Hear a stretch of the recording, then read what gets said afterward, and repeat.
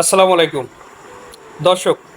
দৈনিক কালবেলা একটা শিরোনাম করছে যে পে স্কেল বাস্তবায়নে সরকারের মেগা উদ্যোগ।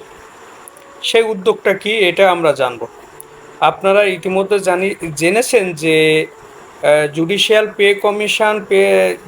সার্ভিস পে কমিশনের যে নতুন কমিটি করা হয়েছে, ওই 7 সদস্য কমিটির প্রধান হলেন অর্থমন্ত্রী আমির খসরু মাহমুদ চৌধুরী।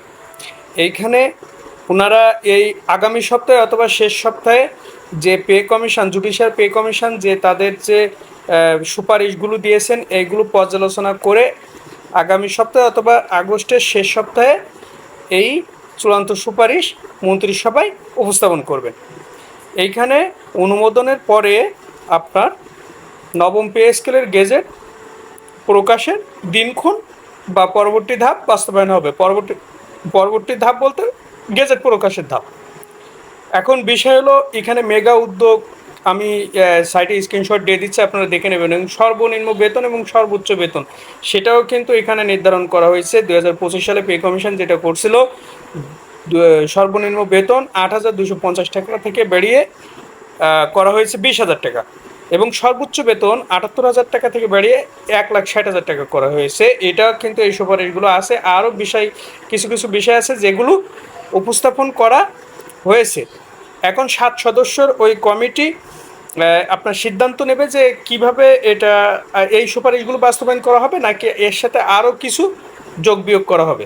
ওই 7 সদস্যের কমিটি যদি চায় তারা কিন্তু আরও নতুন সদস্য অন্তর্ভুক্ত করতে পারবে।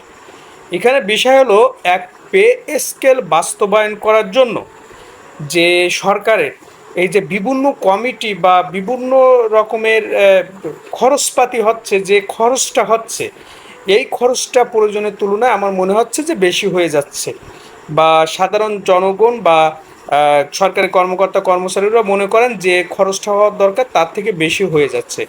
এখন কর্মচারীদের দাবি হলো পে স্কেলের গেজেট। এখানে কিন্তু যে পে সচিব কমিটি বলেন, পে কমিশন বলেন, বা এই যে 7 সদস্যের কমিটি বলেন, এখানে কিন্তু এই বেতন সর্বনিম্ন সর্বোচ্চ আরও যে আদার্স যে ভাতা টাতা আছে এগুলো কিন্তু ঠিকই রাখছে। তারা কিন্তু চাইলেও কমাতে পারতেছে না এই মুদ্রাস্ফীতি এবং বর্তমান বাজার মূল্য অনুযায়ী। সেক্ষেত্রে আমাদের দাবি বা কর্মচারীদের দাবি, সরকার মানে কর্মকর্তাদের দাবি যে দ্রুততার সময় এই যে কমিটি করে আর্থিক সক্ষমতা আছে, কিন্তু ধাপে ধাপে বাস্তবায়নটাও কিন্তু সরকারি কর্মকর্তারা মেনে নিয়েছেন। এই কমিটির নামে সময়ক্ষেপণ করার কোনো যৌক্তিকতা নেই।